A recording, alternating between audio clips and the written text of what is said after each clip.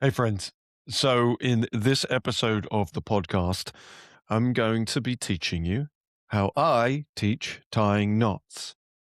I'm about to go out and start a summer training season. And so, this is like the right at the front of my head in terms of agenda creation. So, I'm going to be taking you through not the mechanics of tying knots, but the approach to teaching knot tying. So, if you are watching this on YouTube, then I will be showing some knot tying variations. But if you're listening to this in the podcast, don't worry. Most of this episode is going to be on the concept of teaching knots, not actually me showing you how to teach knots.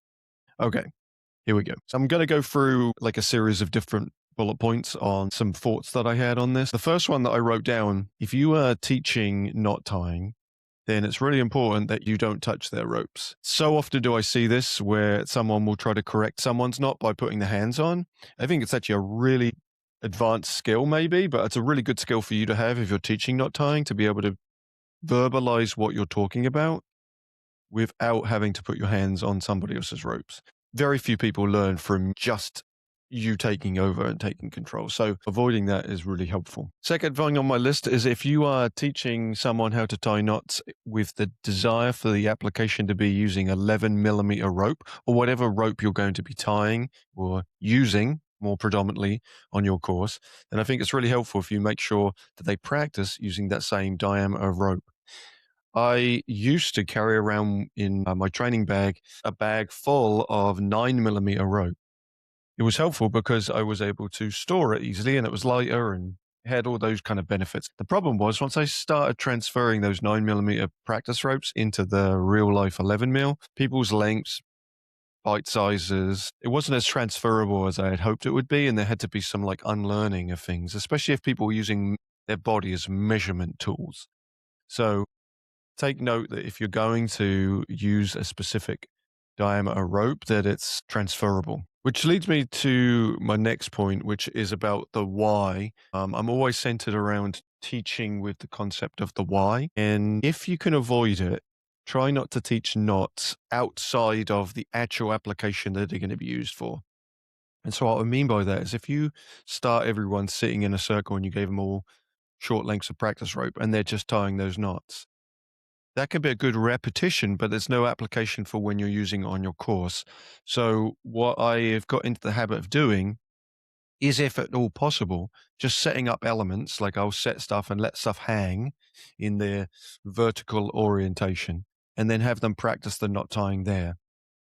What I also then do is once people have got some level of competency with their knots, I will have them tie the knots. If they're belaying, I'll have them tie the knots for the climber, or sometimes I'll have the climber tie their own knot. It slows the process down if you are teaching belaying, but it uses the knot in its actual application.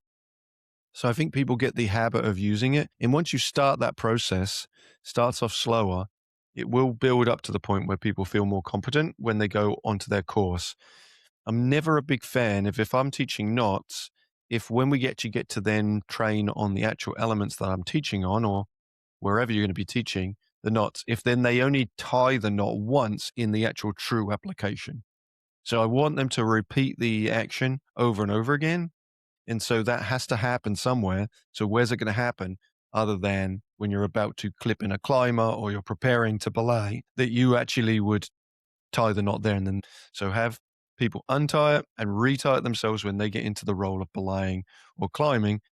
That way they get to practice those knots more effectively in the true application of where that knot is going to happen. Something I think is probably not done, I would say enough maybe, is teaching how the knots look when they're wrong. I'll often like to set up a section where I've put a bunch of different knots out with some errors and see if people can identify those errors. Once you've taught the things that they look wrong, so let's say you're looking at a double figure eight and you've only tied a double overhand because you haven't gone enough times around when you were making your initial eights, it should be identifiable for your participants to know what that looks like when it's wrong. The reason I think that's important is I go to a lot of skill verification and refresher trainings. So I'll go and be assessing someone's quality and checking to see if they need some extra training. And during that assessment, I tend to find that people tie their knots incorrectly, or maybe it's undressed, or maybe there's a slight change and things need to change. And they don't know, they can't see that for themselves. The reason they can't see that is because you haven't taught them what it looks like when it looks bad. You've only taught them like this is what it looks like when it's right. And I think that there's too much nuance to the wrong if you don't teach those things. One thing that can be effective once you've done that is if you want to get participants in the habit of being able to catch errors. Let's say they were wearing a harness and they were clipped in, then do an activity called change free. Change free is where you have the participants face a partner and then they turn back to back, and then they change three things on their appearance and then turn back and then see if each other can identify the three things. If you're doing it in a technical way, I like to then have tell them that you need to change things on the harness, the rope, the carabiner, the actual technical stuff, the things that during a climbing inspection people should be able to catch. And what you're doing in that way is you're training them to be able to identify mistakes rather than only teaching them what it looks like when it's at the best, because that becomes harder to be able to catch the things that then go wrong. So undress knots, inaccurately tied knots, the bites are too large on the knots, the tail is too long, so they've had to tie too many double overhands or triple overhands to manage the tail. Those kind of things that you're teaching too, it's always good to make sure that you show them what it looks like when it's not great. And then you'll get to the point where hopefully participants in your trainings are telling you like, hey, Phil, does this look right? And you can say, well, what do you think? And they should be able to identify the errors that you would be able to identify.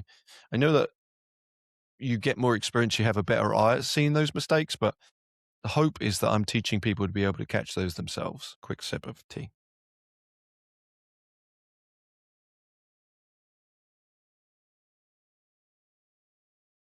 Let's get into, I've talked about maybe the where of teaching. So if you can teach it on the actual true application, that's the best. Let's talk about the when. I think that if you're teaching, let's say, a 3-day training or a 4-day training, and you're going to have knots be a large part of that training, then it's a good idea to try to introduce those early. So if I was doing a belay training, let's say I'm doing a 4-day belay training and I'm going up to a climbing wall, I will set up the climbing wall. I will tie the knot and I will first demo a full belay. Like I'm going to just belay for each other. That way they get to see what it looks like in its full iteration. And then I break down the steps of that. Like these are the components of what that is. And then knots is a clear step in that, right? I have to tie that, clip them in. So I try to introduce that as early as I can.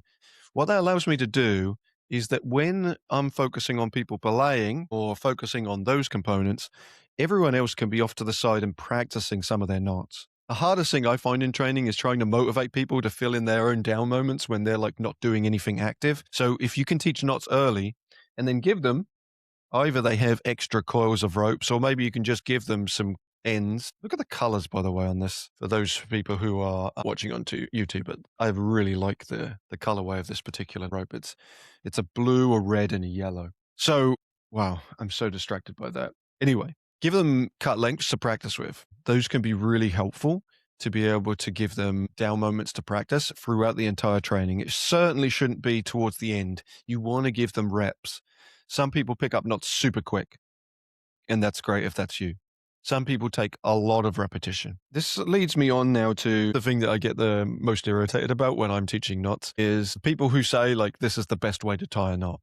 There are loads of different ways to tie knots. I think the really important thing for you as a trainer of knots, someone who's teaching knots, is please don't get stuck on the way that you were taught. Please don't get stuck on that was the best way. I think it's the way that you know how to tie it. And that is really, really valuable for you to know. But I can tell you for a fact that the ways that I tie knots myself is not often the way that I teach them. This is how I consider whether or not I'm going to use the method to teach it. Are there pause points along the way that everyone can catch up, or we can take your hands off stuff to be able to then move to the next step when you're teaching a knot? If there are not those, there's a good pun there, but if there are not, and you have to hold a position or an awkward position, or people can't see around it because your hands are obscuring the space, the visual, then that's probably not the best way to teach. It might be the best way for you to tie it, but the best way to tie it is not often the best way to teach it. And it's really important that you, if you're teaching how to tie knots, can distinguish that difference. I'm going to show you, and for people just listening, I apologize, but I'm going to show 2 different ways to tie a double figure eight and a bite, otherwise known as the Super 8.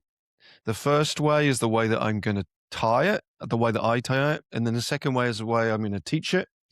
And I want you to try to identify the distinguishing differences. For those who are just audio based, you can either go to YouTube to see this, so search Vertical Playpen or High Five Adventure on YouTube. But I also put this clip into Instagram at Vertical Playpen. So move some things around so I've got a clear space.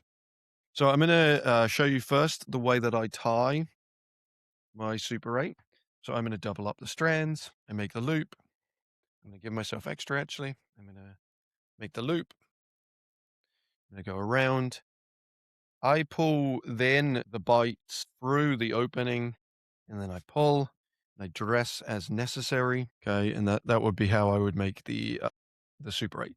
Now, for some people as well, I think this is worth noting. People don't know that you can do this. If you take that bottom strand, the one that I brought all the way over, and I hold onto the 8s, and I just pull that. Notice how it takes these bites through, and it pops the whole thing open. It undoes it all. That's super helpful. Okay, so that was the way I tie it. Like it was all essentially one movement, one continuous action, which for me is really helpful to tie it. But it's all, as I mentioned, it's probably not the best way to teach it because it's one continuous action. And I wanted to be able to break that action down. So this is how I actually teach it. I have people double up the strands of the rope. I then will have them make a loop, bring the bite, go 360 around that. And so then we can make a 8 with a longer bite. So notice now I've already created a pause point. I can take my hands off. All right, already. This is an advantage because I can do that. I pop this down so this looks like a waterfall, comes up through, and I just poke that through. And look, I can stop right here. This is an interesting visual position, but like I can stop right there. Fingers and thumb can go through, grabbing hold of the bites. This part is going to come all the way down, pull, and I have my 8s. Notice this one has already dressed itself. That's kind of nice. But there's stops along the way on this one. And so what that allows me to do, notice, bam, undo it again. That's magical. So just to reiterate why I was showing that is the way that I tie it is not the way that I teach it. And I think that that's really important. There are so many ways to get to the same result. And the thing for me is as long as you get to the result, I honestly couldn't care less how you get there. It's almost like the anti-journey. The journey is more important than the destination. Actually, the destination in a knot tying is important. How you got there is entirely up to you, whatever makes sense to you. But if you're going to teach it to new people, teach it in a way that has breaks, has pause points, and has steps to it, and a little bit more clarity, rather than saying like, I'm going to have you follow what I'm doing, which can look confusing. For some people, it will work. For some people, that wouldn't. So break it up into its positions, into its pieces. And that way is more accurate to teach. Okay, so that was a lot. I just wanted to cover those areas that I think that help me teach knot tying. And hopefully you've been able to gain at least one thing, maybe 2 things that you will incorporate into your rope knot teaching in the future. Flustered brain of someone who's about to head out on weeks of training. But anyway, thanks friends. Hope this was helpful to you. Let me know. You can always email podcast@highfiveadventure.org, or you can just go to Instagram at Vertical Playpen. Shoot me a DM. Ask me stuff there. Happy to respond. You can find me as well on LinkedIn. It's Phil Brown, High Five. Okay. Awesome, friends. Thank you. Bye.